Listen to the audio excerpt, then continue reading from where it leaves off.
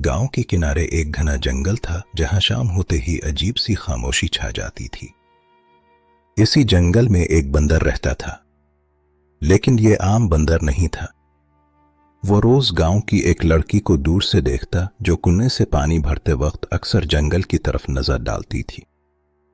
जब भी लड़की उदास होती अगले दिन इसके घर के बाहर फूल रखे होते। जब वो बीमार पड़ती रात को कोई साया इसके घर की रखवाली करता। गांव वालों ने सरगोशियां शुरू कर दी, ये सब किसी जिन की कास्तानी है।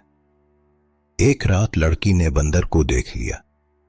इसकी आंखों में वहशत नहीं बल्कि खामोश मोहब्बत थी। अचानक जंगल में आग लग गई, गांव खतरे में था। इसी रात बंदर ने अपनी जान देकर लड़की और गांव को बचा लिया। अगली सुबह लोगों को जंगल के किनारे एक पुरानी कब्र मिली, जिस पर लिखा था वो इंसान था जिसे मोहब्बत ने बंदर बना दिया।